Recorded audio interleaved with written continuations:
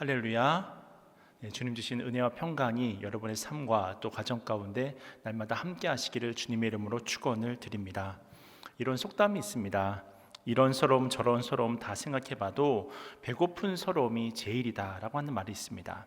무슨 말이냐면 우리가 인생을 살아가면서 겪을 수 있는 수많은 어려움들이 있을 수 있지만 또 고통이 있을 수 있지만 그 중에 굶주리는 고통이 가장 큰 고통이다 라고 하는 어떤 의미를 가지고 있습니다. 제가 군대를 처음 가서 이제 7사단 신교대에서 훈련을 받을 때 일인데요.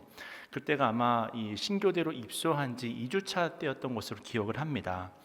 사실 이런 말씀 드려서 좀 그렇지만 이 건빵이라는 것을 지금 우리는 언제라도 사서 먹을 수 있잖아요. 근데 그 당시 막 군대에 들어간 훈련생들에게는 그 건빵이라고 하는 그 존재가 얼마나 소중한지 몰라요. 보물과 같은 존재입니다. 한 번은 건빵 보급이 나왔는데 이 모든 부대원들이 그 건빵이 나오자마자 얼마나 배가 고팠는지 그 건빵을 일순간에 다 먹어버린 거예요. 근데 한 명이 건빵을 절반 정도 남겨두고 있었습니다. 아마 나중에 먹으려고 좀 이렇게 남겨놓았던 것 같아요. 근데 그것을 알고는 제 동기 훈련생들이 너도 나도 달려들어서 그 하나 남은 건빵 봉지에 손을 막 우겨 넣는 거예요.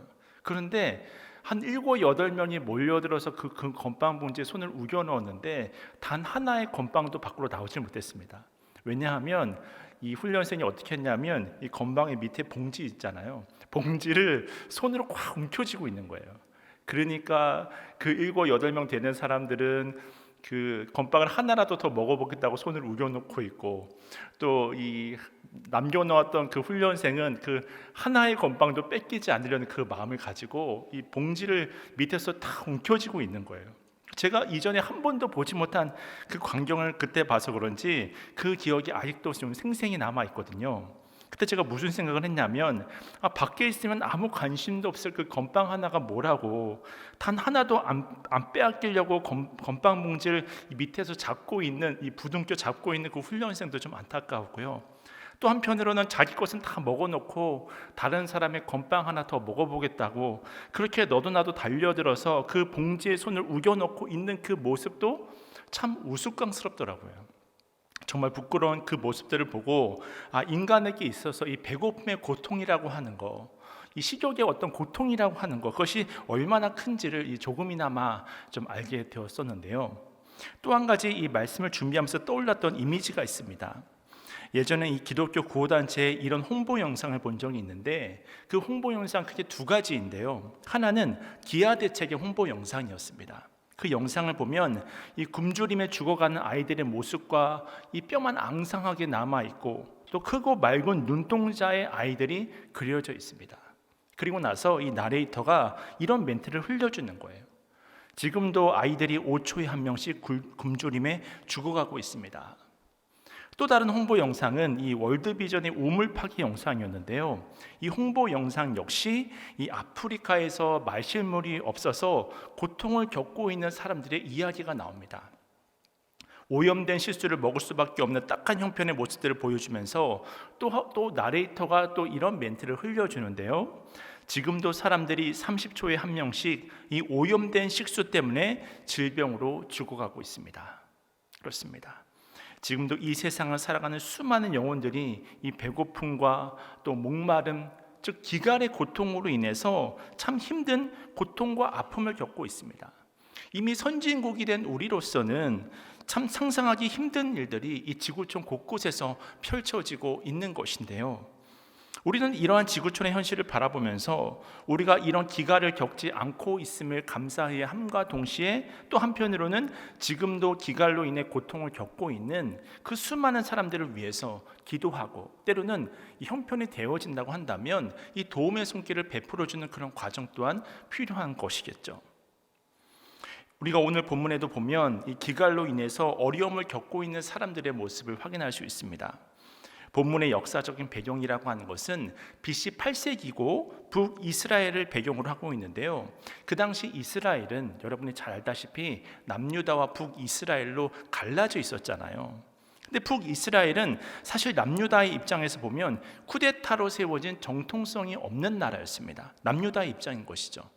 남유다는 다윗 왕가를 잇고 있고 또 제사장과 성전이라고 하는 것을 갖고 있었기 때문에 상대적으로 북이스라엘은 정치적으로나 또 종교적으로 어떻게 보면 주도권을 이 남유다에 빼앗겨 버릴 수밖에 없었습니다. 그래서 북이스라엘은 이런 약점을 만회하고자 백성들을 미혹해서 금송아지를 만들게 되는 거예요. 더 나아가 하나님을 배반하고 바알이나 또 아세라 같은 우상신을 숭배하게 됩니다.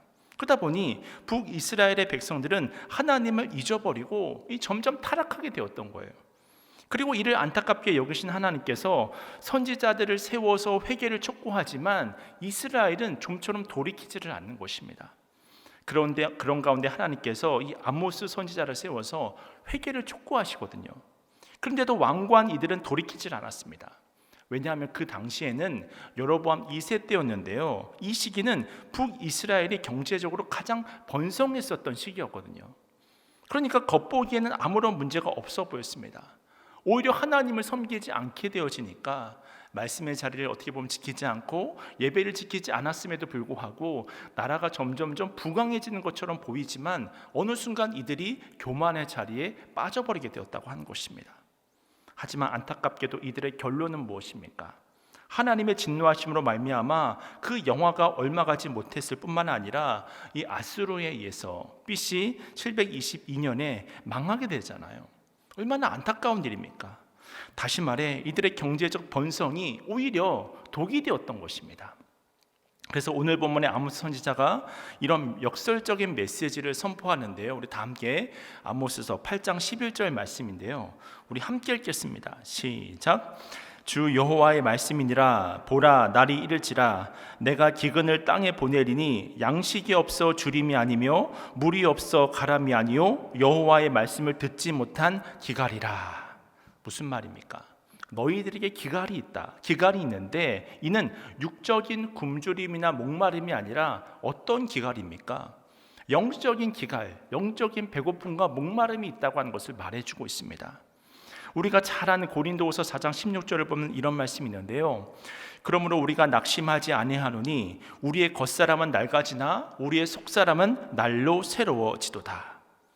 사람에게는 겉사람이 있죠. 또 속사람도 있습니다. 분명 북이스라엘은 경제적으로 부흥하고 있었습니다.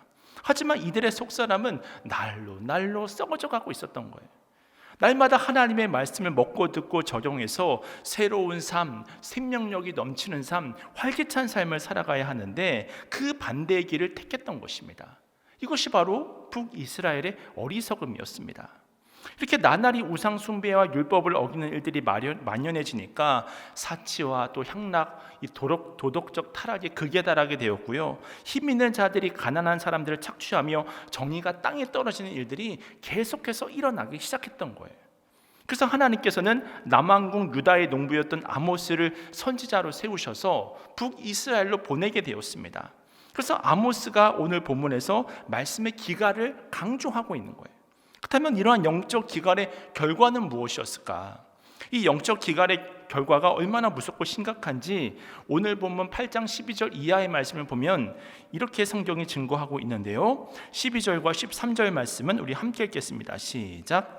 사람이 이 바다에서 저 바다까지 북쪽에서 동쪽까지 비틀거리며 여호와의 말씀을 구하려고 돌아다녀도 얻지 못하리니 그 날에 아름다운 처녀와 젊은 남자가 다 갈아여 쓰러지리라. 사실 사람이라고 하는 존재는 하나님의 말씀을 받아야 살 수 있잖아요. 그 영적으로 우리가 호흡할 수 있는 것이 아니겠습니까? 근데 이 귀한 하나님의 말씀을 어디에도 구할 수 없다고 성경은 말씀하고 있습니다. 사실 이 13절에 등장하는 아름다운 처녀, 젊은 남자, 이것은 바로 혈기왕성한 사람들의 특징이잖아요. 가장 좋을 때, 그러니까 겉사람으로 볼 때는 가장 좋을 때를 말하고 있지 않습니까? 근데 이미 은혜의 통로가 다 막혀버려서 아무리 이들이 찾아다녀도 이 말씀을 들을 수가 없는 거예요. 말씀을 접할 수가 없는 거예요. 그러니까 속사람은 날로 썩어져 가고 있는 것입니다. 우리가 이처럼 하나님을 멀리하고 세상에 파묻혀 살다 보면 어느새 우리도 모르는 사이에 이렇게 됩니다. 물론 처음에는 하나님이 기다려 주십니다. 때로는 고난을 주실 때도 있고요, 때로는 다른 사람을 통해서 말씀을 통해서 깨닫게 하실 때가 있습니다. 하지만 그럼에도 불구하고 말을 듣지 않으면 어느 순간 이 귀한 은혜의 통로가 막혀버리는 거예요. 하나님의 말씀이 들려지지 않습니다. 말씀이 우리 속에 뿌려지기는 하는데 뿌리를 내리지를 못하는 거예요. 열매를 맺지를 못하는 거예요. 그 말씀의 영양분이 하나도 우리에게 공급되지 못하고 다 날아가 버리는 것입니다. 그렇게 되면 정말 다급해져서 아무리 하나님을 찾아도 응답해 주시지 않습니다. 그러니까 또 우상을 찾아다니고 세상에 호소하게 됩니다. 그러다 결국 멸망하니 그제야 하나님을 찾고 난리 법석을 부려보지만 그때는 또 이미 너무 늦어버린 결론이 되어버린 거예요. 그래서 아모스 8장 14절 말씀인데요, 8장 14절 말씀도 함께 읽겠습니다. 시작. 사마리아의 죄된 우상을 두고 맹세하여 이르기를 다나 내 신들이 살아있음을 두고 맹세하노라 하거나 브엘세바가 위하는 것이 살아있음을 두고 맹세하노라 하는 사람은 엎드러지고 다시 일어나지 못하리라. 이 14절 말씀이 무슨 말씀이냐면요, 여기서 단은 북단의 도시를 말하고 이 브엘세바라고 하는 것은 남단의 도시를 말하는데 여기에 금송아지 제단이 세워져 있었습니다. 그러니까 그때가 되면 아무리 너네들이 그렇게 소중에 맞지 않는 그 우상신을 찾고 부르고 그들에게 도움을 청한다 할지라도 아무런 소용이 없다고 하는 거예요. 그리고 실제로 얼마나 그런 일이 일어났잖아요. 정말 아수르라고 하는 나라가 북이스라엘을 쳤을 때 이들이 하나님을 찾고 난리를 피웠지만 아무런 소용이 없었습니다. 왜냐하면 하나님이 이들의 기도를, 그 거짓 기도를 들을 수가 없으셨기 때문입니다. 우리는 이와 비슷한 사건을 이 사무엘상 28장에서 찾아볼 수 있는데요, 사실 사울 왕이 이 다윗을 핍박하다 보니까 어느 순간 그의 삶에서 자기도 모르는 사이에 어느 순간 그렇게 된 것 같아요. 말씀을 잃어버린 채 살아가고 있었습니다. 그러자 하나님의 영이 떠나고 악령이 임하는 등 그의 상태가 점점점 악화되어져 갔습니다. 그러던 중 블레셋이 침공이 오니까 하나님의 말씀이 떠나 있고 하나님을 더 이상 기억하지 않으니 하나님의 말씀이 떠난 그 자리에 공포가 다가온 거예요. 두려움이 엄습하게 된 것입니다. 왜냐하면 그 심중에 하나님이 없었기 때문입니다. 결국 그런 위기를 겪고 나서 하나님께 기도했지만 응답을 얻을 수가 없었습니다. 그럴 수밖에 없는 것이 그의 믿음이 전과는 달리 하나님만을 전적으로 의지하고 하나님께만 도움을 구하는 그런 기도를 드리지 못했기 때문입니다. 분명 사울도 처음의 시작은 하나님의 기름 부은 왕이었는데 어느새 이렇게 되어버린 거예요. 사실 사울 왕의 믿음이 예전과 다르다는 증거는 이 엔돌의 신접한 여인을 찾아간 것만 봐도 우리가 확인할 수 있습니다. 왕의 체면이 있으니까 변장을 하고 찾아갔지만 금방 들통이 나잖아요. 그리고는 애써 찾아간 보람도 없이 그저 비참하게 전사할 것이라고 하는 예언만 듣고 나서 더 큰 충격에 휩싸이게 된 거예요. 그리고 정말 그 전쟁에서 비참하게 전사하게 됩니다. 이처럼 성경은 하나님을 멀리하고 우상 숭배에 빠진 인생의 비극적인 결말을 사울을 통해서 알려주고 있는 것이죠. 그렇습니다. 하나님이 낮추시면 높일 자가 없습니다. 하나님이 문을 닫으시면 그 누구도, 그 어떤 권력도, 그 어떤 재물로도 열 자가 없는 거예요. 그렇다면 2023년의 마지막 수요일을 여러분은 어떻게 보내고 계십니까? 분명 내가 수고하고 내 힘으로 잘 살아 여기까지 온 것 같지만 우리는 하나님의 은혜 없이는 단 한순간도 살 수 없는 연약한 존재라고 하는 사실을 깨달으실 수 있기를 축원합니다. 이 사실을 깨닫는 것이 지혜인 거예요. 그래서 이러한 사실을 처음 했던 솔로몬이 그 유명한 시편 127편 2절에서 이렇게 증거하고 있지 않습니까? 너희가 일찍이 일어나고 늦게 누우며 수고의 떡을 먹음이 헛되도다. 그러므로 여호와께서 그의 사랑하시는 자에게는 잠을 주시는도다. 그리고 학개 선지자도 이렇게 증거합니다. 학개서 1장 6절 말씀인데요, 너희가 많이 뿌릴지라도 수확이 적으며 먹을지라도 배부르지 못하며 마실지라도 흡족하지 못하며 입어도 따뜻하지 못하며 일꾼이 삭슬 받아도 그것을 구멍 뚫어진 전대에 넣음이 되느니라. 이처럼 하나님이 없는 인간의 그 모든 수고라고 하는 것은 헛되고 헛되며 헛되고 헛되니 모든 것이 헛됨으로 점철되어져 가는 것입니다. 절망으로 끝나버리는 거예요. 중국계 미국인 이 목사이며 이 베스트셀러 작가인 프란시스 첸이 쓴 이 빨간 트랙터와 작은 마을이라고 하는 동화책이 있는데요. 이 책의 스토리는 아주 단순하고 간단합니다. 어떤 작은 마을에 이 빨간 트랙터가 있었는데 이 마을 사람들이 이 트랙터의 사용 방법을 잘 몰라서 이 큰 트랙터를 앞에서 끌고 뒤에서 밀면서 밭을 갈았다고 합니다. 그러니까 겨우 먹을 양식만 이제 먹을 수 있는 거예요. 또 그런 정도로 농사를 지었던 거예요. 그러던 어느 날 이 농부 대이부가 이 창고를 청소하다가 이 트랙터의 매뉴얼을 발견하게 됩니다. 그래서 그 매뉴얼을 확인한 그가 이제는 하루 만에 밭 전체를 갈 수 있다, 그렇게 말하고 다니자 다들 미쳤다고 난리였습니다. 하지만 그 매뉴얼을 열심히 공부한 후 트랙터를 수리한 다음에 그 대이부가 밤새 밭을 다 갈아버렸던 거예요. 그래서 다음날 아침 마을 사람들이 깜짝 놀라는 거예요.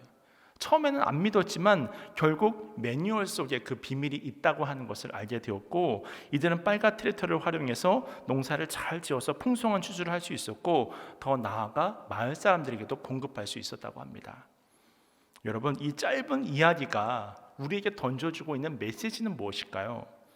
많은 사람들은 자기 생각과 자기 힘으로 열심히 살아가면 인생이 잘 될 줄 압니다. 하지만 그것은 정말로 엄청난 착각입니다. 그 사람이 바로 어리석은 사람입니다. 잠언 14장 12절 말씀입니다. 어떤 길은 사람이 보기에 바르나 필경은 사망의 길이니라. 그렇습니다. 하나님이 우리를 창조하셨잖아요. 그리고 인생을 잘 살 수 있도록 인생 사용 설명서를 주셨는데 그것이 바로 무엇이겠습니까? 성경입니다. 하나님의 말씀입니다.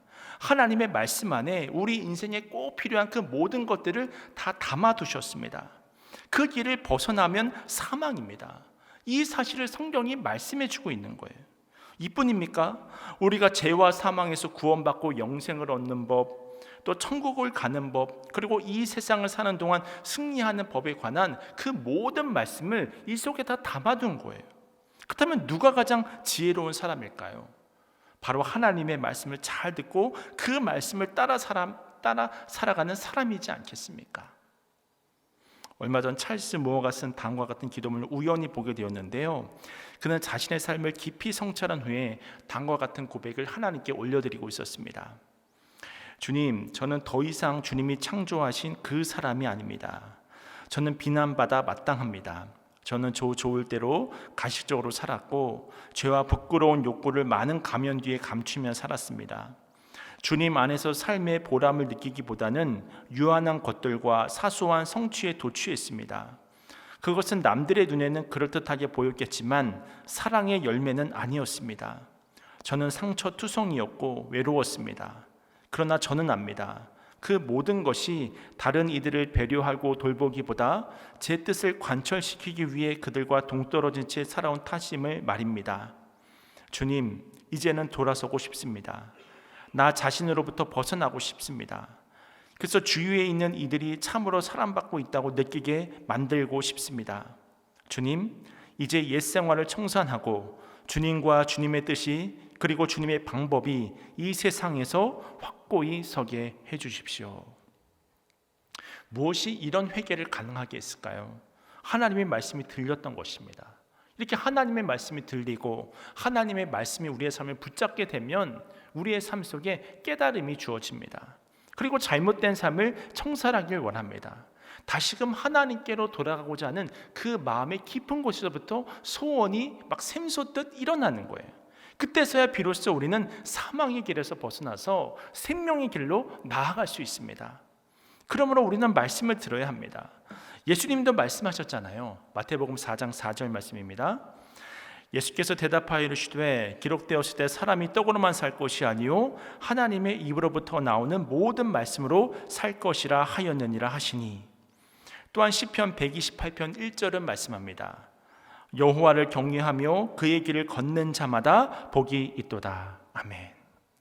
이처럼 우리가 말씀의 노선에서 벗어나지 않으면 하나님께서 우리의 인생을 책임져 주십니다. 내가 스스로 내 인생을 책임지고 내가 스스로 내 인생을 감당하고자 하면 어느 순간에는 그 모든 죄의 짐을 감당할 수 없어서 결과적으로는 버티지 못하는 그러한 때가 옵니다. 하지만 말씀을 따라 살아가면 그 말씀이 우리를 복되게 하는 거예요. 그래서 말씀이 우리의 인생을 아름답게 하기 때문에 말씀은 정말 보물과도 같은 것입니다. 알래스카는 이 미국의 50개 주 가운데 인구는 적지만 면적은 가장 큰 주입니다. 본래 러시아 영토였는데 1867년에 이 단돈 720만 달러에 매입을 한 땅인데요. 그 당시 이 일을 추진한 사람은 앤드류 존슨 대통령과 윌리엄 스워드 국무장관이었습니다. 이에 대한 여론의 질타가 있었고 의원들의 거센 항의도 있었습니다. 한 의원은 이렇게 독설을 퍼부었습니다. 그렇게 얼음이 필요하면 이 미시시피 강 얼음을 깨다가 당신네 집에 채울 것이지 어째서 이 아이스박스와 같은 알래스카를 사들인단 말이요. 하지만 이들은 결국 조약을 맺었고 알래스카는 이제 미국의 영토가 되었거든요. 근데 시간이 지나고 나서 반전이 일어났습니다. 많은 사람들이 그렇게 비난했었던 알래스카가 사실은 엄청난 자원의 보고임을 알게 되었던 거예요. 순금, 백금, 석유, 헤아릴 수 없는 풍부한 지하 자원이 그 속에 매장되어 있다는 사실을 알게 된 것입니다. 게다가 최상의 전략적 요충지이기도 했습니다. 그제서야 매스컴들은 앞다투어서 알래스카가 아이스박스가 아니라 알고 보니까 황금박스였다고, 그리고 이것을 헐값에 구입한 거라고 대석특필하게 되었습니다. 여러분, 제가 이 이야기를 왜 말씀드릴까요? 성경이 마치 이와 같습니다. 이 세상을 살아가는 많은 사람들은 이 성경의 보화를 발견하지 못합니다. 그것을 통해서 감동도 얻지 못합니다. 그렇기 때문에 그것을 삶에 적용할 생각도 못합니다. 하지만 우리들은 알고 있잖아요. 이 성경이야말로 황금박스다. 이 성경이야말로 이 세상의 그 모든 보물을 다 가지고 있는 것이다 라고 하는 것을 우리는 알고 있지 않습니까? 아마 여러분들이 많이 들어보셨을 이야기인데요. 이 미국이 이라크와 전쟁을 벌일 때 이 미 공군 F-15 전투기 편대가 이라크 북부의 화학무기 공장을 폭격할 때였습니다. 이 제프 패튼 중령이 편대를 이끌고 국경을 막 넘으려고 하는데 그만 레이더망에 걸리고 말았습니다. 다행히 가까스로 빠져나갔는데 그 순간 안타까운 일이 벌어지잖아요. 이 귀 속에 이 방골이관이 손상되어서 표현 감각을 잃어버린 거예요. 그런 가운데 자신은 오른쪽으로 돌면서 상승한다고 생각을 했었는데 계기판은 반대로 60도 기울어져 가지고 하강을 한다고 이 계기판이 나타내서 보여주고 있었던 것입니다. 그래서 갈등을 한 거죠. 내 생각과 느낌을 따라 갈 것인가, 아니면 계기판을 믿을 것이냐. 정말 그 순간, 찰나의 순간이었을 때 갈등을 하다가 짧은 고민 시간 끝에 결과적으로는 계기판을 믿고 기술을 위로 돌렸습니다. 근데 나중에 알고 보니까 불과 700m 고도로 간신히 상과 충돌하지 않고 날아갔던 거예요. 그러니까 얼마나 아찔한 이야기입니까? 믿음이 이와 같다는 거예요. 믿음이라고 하는 것은 내 생각이나 느낌이 아니라 바로 계기판과 같은 하나님의 말씀을 믿고 순종하는 것입니다. 그때 하나님의 역사가 우리 속에 나타나게 되고 우리도 모르는 사이에 빛의 길로, 생명의 길로, 주님과 동행하는 길로 걸어가게 되어지고 그 끝에는 결과적으로 생명이 있다는 거죠. 영생이 있다고 하는 것입니다. 2008년 4월 24일 이 울산지법에서 실제로 있었던 이야기인데요. 그 당시 울산의 모교에서 심각한 내분이 일어났다고 합니다. 교인들이 둘로 나뉘어서 사사건건 대립하고 다투었습니다. 그러다 급기야 서로 폭행하는 불상사까지 났다고 합니다. 그러니까 쌍방이 막 치료비를 청구하기도 하고 소송을 제기했고 이날 재판이 열리게 되었습니다. 이 재판장은 민사 10일 단독 김은구 판사였다고 하는데요. 이분이 재판을 위해 법정에 들어섰을 때 특이점이 있었습니다. 그것은 바로 한 손에는 재판 자료를, 그리고 또 다른 한 손에는 성경을 들고 있었다고 하는 거예요. 이때 독실한 신자였던 김 판사는 재판장석에 앉은 뒤에 이 피고인 모 씨에게 이 고린도전서 6장을 읽게 했다고 합니다. 그래서 재판 도중에 원과 피고 양쪽 교인들 모두가 이 피고가 있는 성경 말씀을 듣게 되었던 거예요. 그때 놀라운 일이 일어났습니다. 양쪽 교인 모두가 자신들이 교인답지 못하다고 한 사실을 말씀을 듣는 순간 깨닫게 된 거예요. 서로 사랑해야 될 형제들이 세상 법정에서 다투고 있는 그 모습이 너무나 부끄럽게 여겨졌다고 하는 거예요. 그래서 재판석상에서 양측이 합의하에 전격적으로 모든 소를 취하하기로 합의를 했습니다. 재판이 말씀의 역사로 진행되기도 전에 끝나고 만 거예요. 김 판사는 이런 해결책을 낸 뒷이야기를 전해주었는데, 이 문제 해결을 위해 기도하던 중에 이 말씀의 능력을 믿어보자라고 하는 마음이 갑자기 강하게 들었다고 하는 거예요. 그래서 하나님께서 주신 지혜라고 생각해서 성경을 통한 해결책을 내게 되었다라고 이렇게 이야기를 하더라는 것입니다. 그렇습니다. 그리스도인들이 이 세상을 살아가는 동안 그리스도인답지 못한 삶을 살게 된 이유는 바로 한 가지입니다. 그것은 바로 말씀의 기갈 때문입니다. 심령 속에 말씀이 역사하지 않으니 자신의 이성적 지혜로 또 경험을 따라서 판단하고 행동을 합니다. 심할 경우에는 이 욕망을 따라 살아가기도 합니다. 그래서 그리스도인다운 삶을 살지 못하게 되는 거예요. 한때 우리가 즐겨 부르던 찬양 중에 이 목마른 사슴 시냇물을 찾아 헤매이듯이 내 영혼이 주를 찾기에 갈급함나이다, 이런 가사의 찬양이 있지 않습니까?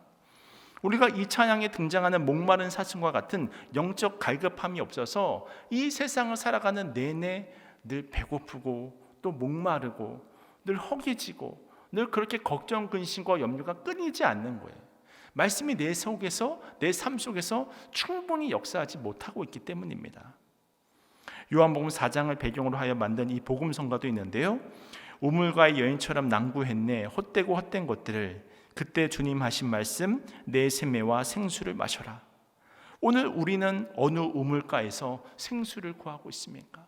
세상입니까? 아니면 하나님의 말씀 앞에 여러분의 머리를 조아리고 있습니까?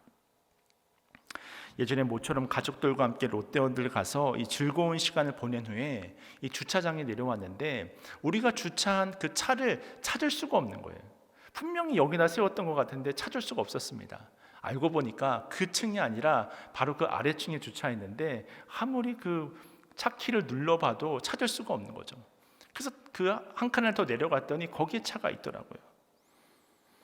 마찬가지로 우리의 삶이 이렇습니다. 영적 허기와 목마름에 시달리면서도 늘 우리는 하나님의 말씀이 아닌, 또 하나님의 향한 그런 예배가 있는 곳이 아닌, 기도하는 삶의 자리가 아닌 엉뚱한 곳에 가서 해결책을 찾는 거예요.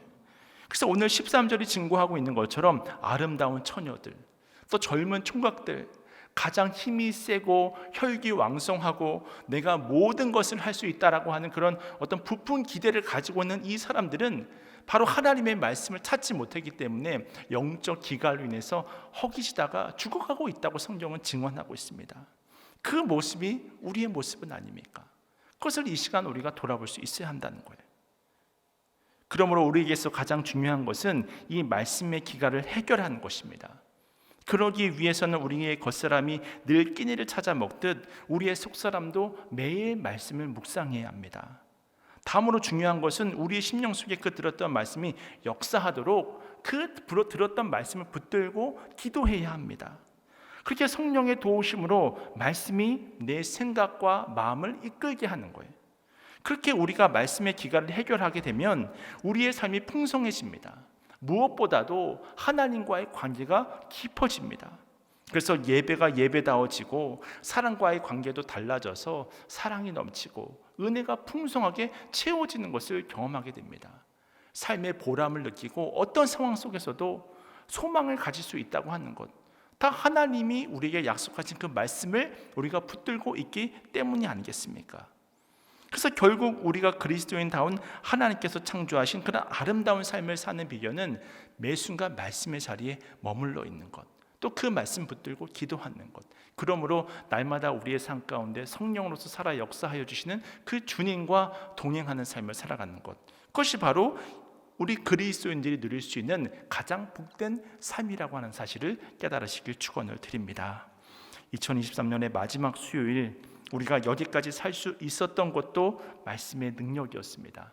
또한 다가오는 2024년을 세상이 무엇이라 말하듯, 또 다른 사람이 나를 어떻게 평가하듯 하나님의 말씀이 내 안에 살아 역사한다고 한다면 그 어떤 순간에도 우리는 소망으로 시작할 수 있는 줄로 믿습니다.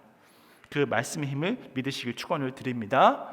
바라기는 다가오는 새해 말씀을 더욱더 깊이 묵상하시고 그러므로 날마다 주님께서 공급해 주시는 말씀을 통해 새 힘을 얻어서 하늘로부터 주어지는 신령한 복을 통해 매 순간 승리하는 삶을 살아가시는 여러분 모두가 되시기를 주님의 이름으로 축원을 드립니다.